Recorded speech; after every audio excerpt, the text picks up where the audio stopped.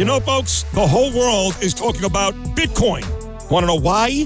Maybe it's because Bitcoin rose in value over 150% last year, and this is just the beginning. Bitcoin is online investing that anyone can do. Visit bitcoinuniversity.org today. Take a master class, download the Book of Bitcoin, and take your investment portfolio to the next level. Visit bitcoinuniversity.org and discover all that a Bitcoin can do for you. That's bitcoinuniversity.org, bitcoinuniversity.org. Friday morning, big football weekend coming up. Alec is all happy today wearing his Eagle gear. They win again. Another big day for Saquon Barkley. Giant fans like me. Not easy watching this as the Eagles improve to 8-2. Only the Lions have a better record inside the NFC. But you did hear there my friend Joe Beningo, the WFAN legend. He's on this show now once a week because he loves Trump, talking about the possibility of the Jets bringing back Aaron Rodgers for year number 3. Jet fans are going, what? We've won 3 games all year. He looks washed up most games. What do you mean bring him back? But Joe says, hey, at the very least, he can tutor a young quarterback. Another great Jet fan, amazing on TV, breakfast ball, and now a Radio Hall of Famer, my dear friend Craig Carton, big Jet fan. He's here to talk about the same story. So, Craig, Aaron answered this week, would you be up for coming back for year number 3? Of course, he said yes, but does Craig Carton want to see Aaron Rodgers in a Jet uniform next year? Yeah, it's not that I'm dying to see him again because he's been terrible this year, but he's coming back, and I think he owes that to Woody Johnson and to the New York Jets, not just to come back, but to come back and play better football. And remember this, if Aaron Rodgers doesn't come back to play, the New York Jets have to eat $49 million against the salary cap. So let's pretend that he doesn't come back. They've already paid the guy. He gets $49 million against the cap. Well, who's our starting quarterback? They're not bad enough to get the best pick in the draft.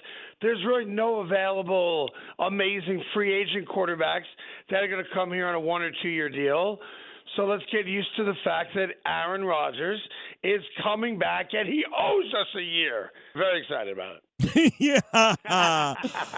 No, listen, you're right. There is the math of the money, too. By the way, the Jets at 3-7 will host the Indianapolis Colts coming up this Sunday.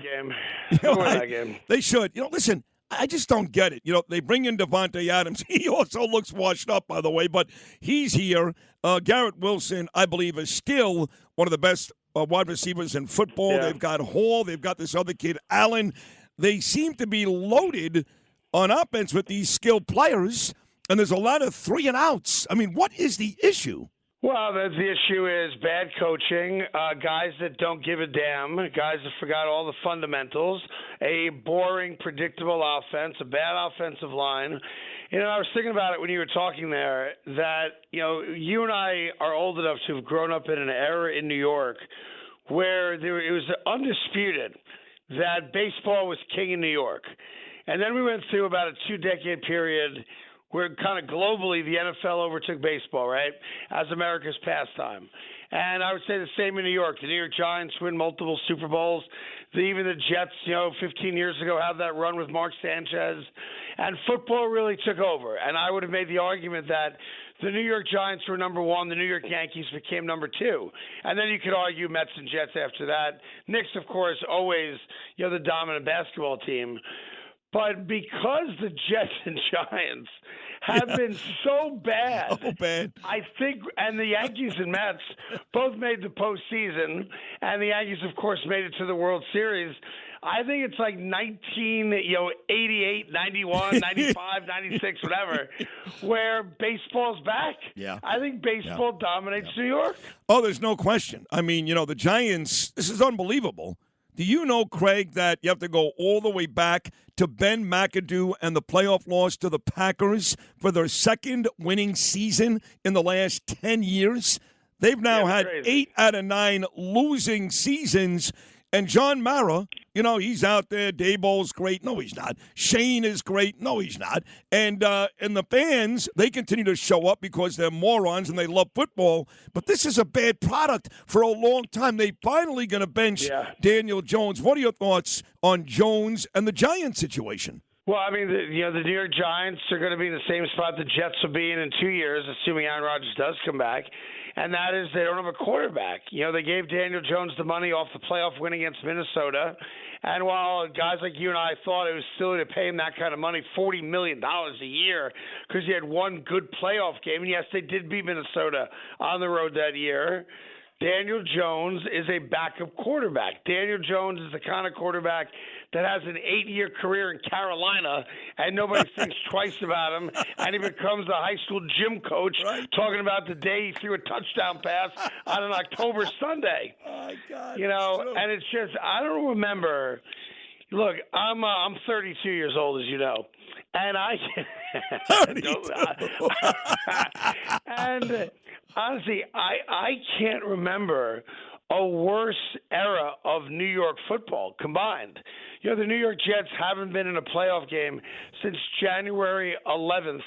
What was the year? 2011. Yeah. All right? Yeah. All right. The New York Giants, like you said, go back to Ben McAdoo, to get into the playoffs.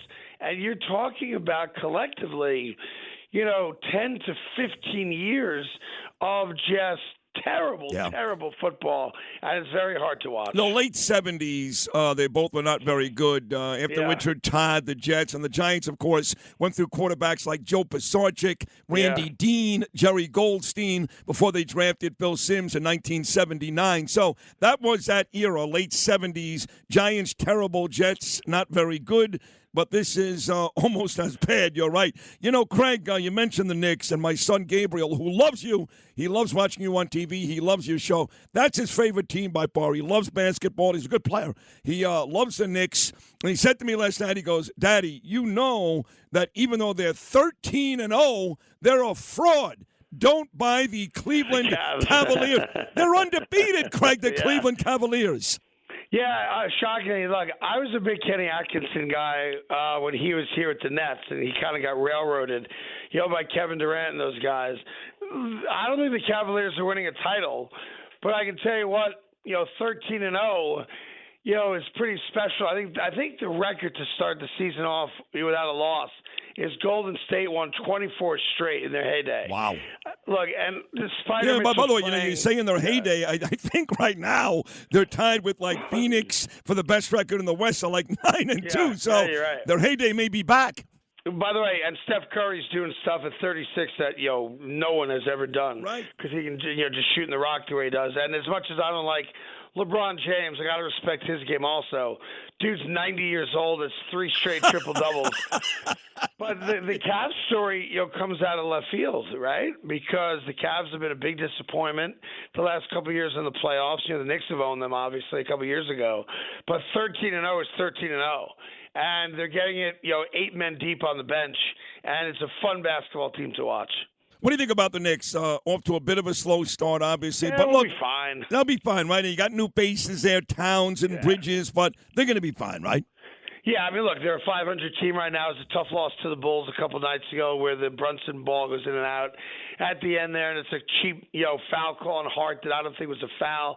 Dude, if you wear your hair in a certain way, that's a 1.5 foot above your skull, and a dude breezes by, does that really count as a foul? But look, they will gel. They will get it together, and they'll be a very good defensive team. And the Knicks are going to be a problem for everybody. They're a really good basketball team. 2 minutes, we'll let you run the great Craig Carton breakfast ball every morning, of course, on Fox Sports 1 and Radio Hall of Famer, really one of the all-time greats. Craig, let me ask you about Juan Soto. Is he a Met? Is he a Yankee? Is he a Dodger? Is he a Toronto Blue Jay? Where does Craig Carton think Juan Soto ends up? I'm going to be a shill for the team that let me call 3 games on the radio. And I'm going to tell you that. By the way, that is now Dave Sims' team. How about that? Is that official? Did that happen yet? I believe it is official, yes. Oh, close, very close, very close. Dave Sims is from Long Island, New York guy. Been in Seattle a long time. And a good dude. And a good play-by-play guy, really good. Look, if you're the New York Yankees and you have not won a World Series since 2009, and you just got back to one despite having a flawed team, and Juan Soto is one of the stars of that team, how do you lose him, number one, to the Mets, right? So if you're the Yankees, you've always beaten the Mets at everything.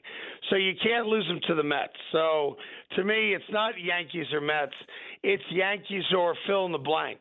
But I don't think the New York Mets come in unless they pay him a freaking $1 billion, right, which I suppose is possible.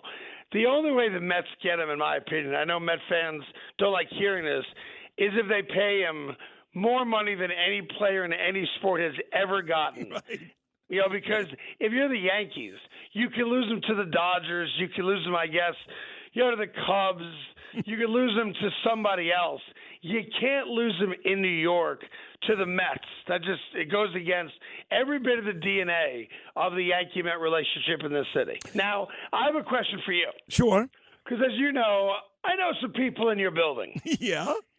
And I was told that ever since your appearance at Madison Square Garden, tremendous, they had to widen the doorways so that your head could fit through to get into the studio. And I wonder if you can you confirm that or not? There is no question that is 100% true. 100% true. And wait, it's going to get worse when Trump is done naming all these big jobs, the big stuff, and all these appointments get out of the way. Then he starts naming his advisory boards, right, the smaller stuff, and then Sid Rosenberg ends up in the Trump administration. If you think the MSG thing was big, wait till I put in my email, host of Sid and Friends in the Morning / Trump administration.